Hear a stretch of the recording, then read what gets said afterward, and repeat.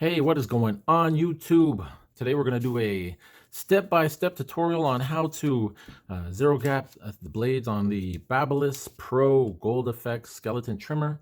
I've been having some problems with this blade lately. I've owned this thing for about 6 months, I suppose, and I always find after zero gapping it that the blade ends up a little bit off to one side, so it pulls or cuts.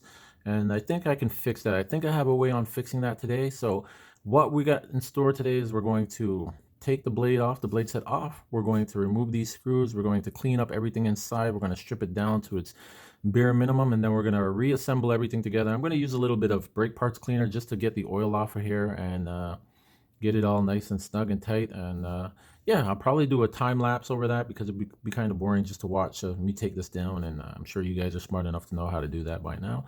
So we'll probably fast forward that part. I'll show you guys how it goes, but I'm going to show you guys how I go about zero gapping it.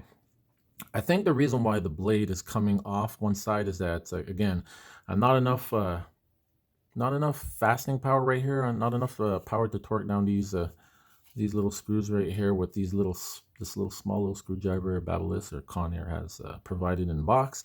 It could be that because of friction, or it could be some of the vibration, the moving back and forth movement of the blade can eventually loosen up one of these screws, especially if it gets hot from the heat. And I guess some of the oil could get in there as well and start making its way through the thread passages and making it looser over time. We're going to take a look, and hopefully we'll be able to solve this problem by the end of this video. So yeah, I'm going to start disassembling this blade now. I'm going to have to remove this screw, and I'm also going to remove this fastener right here in the back that you guys can't see right now. I'm going to clean everything up. So let's get to it. Yeah.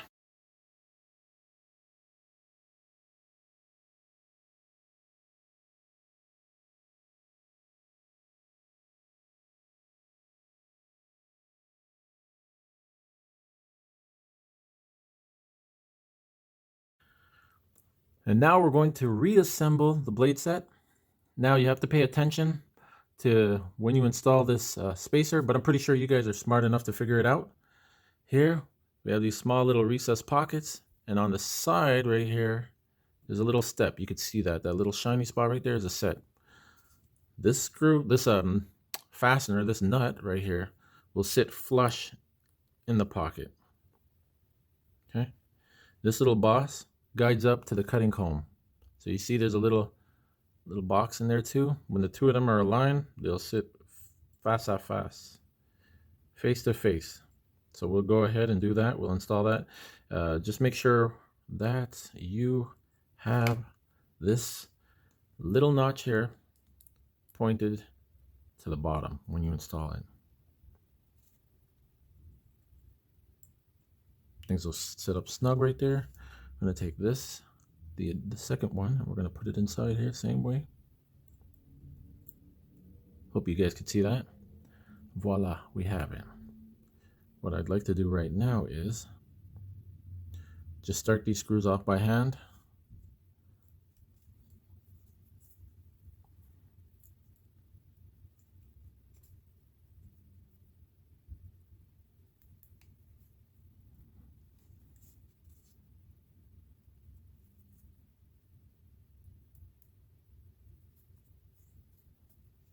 Snug them up, don't over tighten them because you still have to do some final adjusting. Now they're out of the way, sitting flat. We're going to take the comb blade, put these two together just temporarily, set them down like that. We're going to take the tension spring right here. We're going to put that in there. It should sit flat inside these two little recesses here for the feet. Now let's see if we can get a better view so you guys can see. Okay, now we have this little hook right here. It's going to sit in front of the spring. Let me show you guys that, see if you guys can see it. The spring is right there, and it's going to fit in front of it. Boom. Now this is a tough thing right here. This is one of the spots you guys might struggle at, but we can fix that. We're going to start these screws. Oh no, we can't even start those screws, excuse me. Now we're going to have to screw this Phillips screw down while applying pressure onto the screw just to get it started. So the way I'd like to do this is take my finger, press it here, try to square the screw up so as to not cross thread it.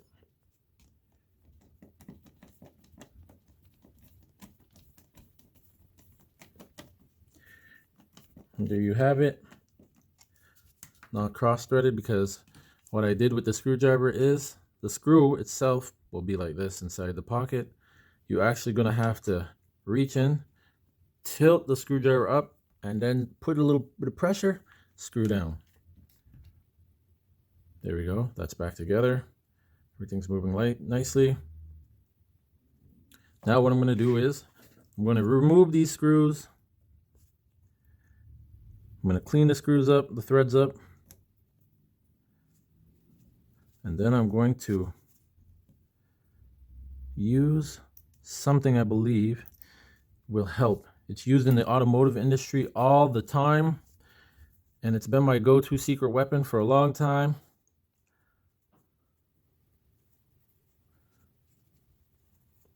Let's see if it's going to work out for this one here.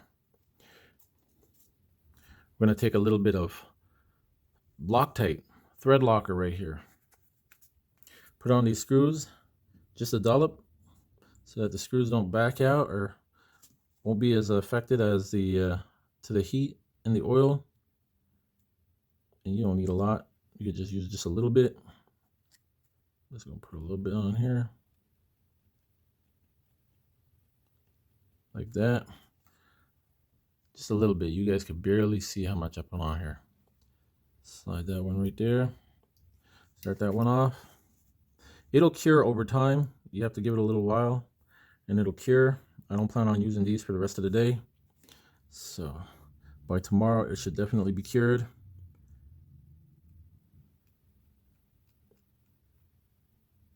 There we go.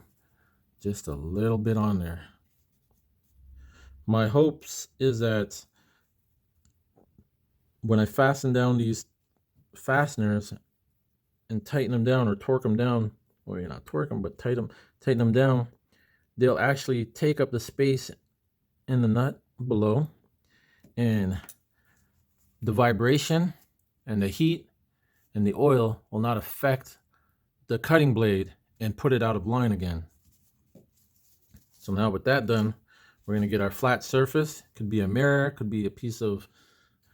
So now that we have everything assembled, I'm going to install this zero gapping tool right here. I'm going to push it so that the cutting blade actually overlaps or falls over the comb blade.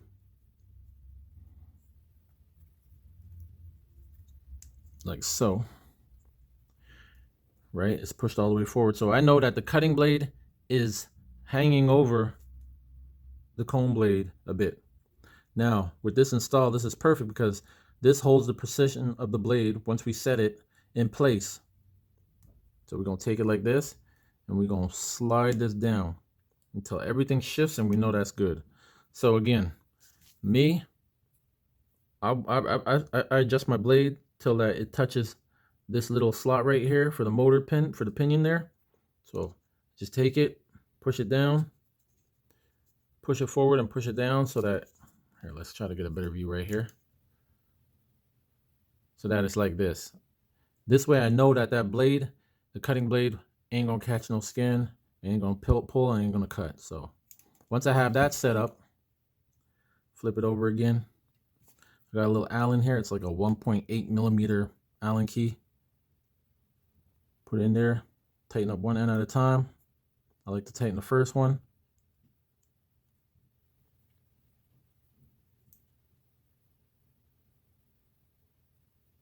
Tighten the other one until it's seated.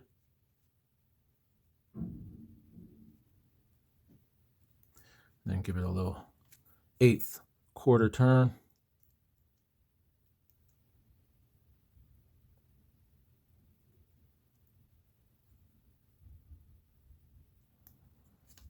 Now I'm good. Let me just double check, see what this looking like here. Yeah, I could see that the blade Yeah. Good. So now I could take this off, reinstall everything. Actually, I'm gonna hit it with some oil first.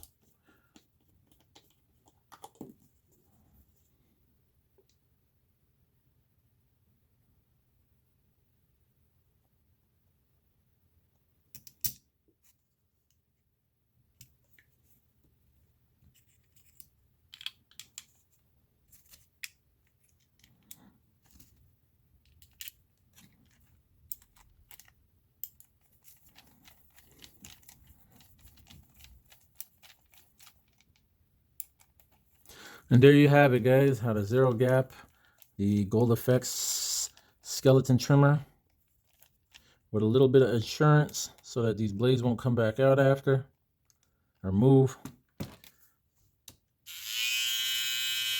There you have it. Anyways, guys, don't forget to like, comment, subscribe. I just want to thank you guys for watching. It's for you guys I do these videos, so I really appreciate it. Any feedback is good feedback, whether there's something I could have done a little bit differently or you guys have some tips. I'm always up for learning. So again, thank you guys for watching. And that's how I zero gap the Gold Effects trimmers. Thanks for watching, guys. I'm out.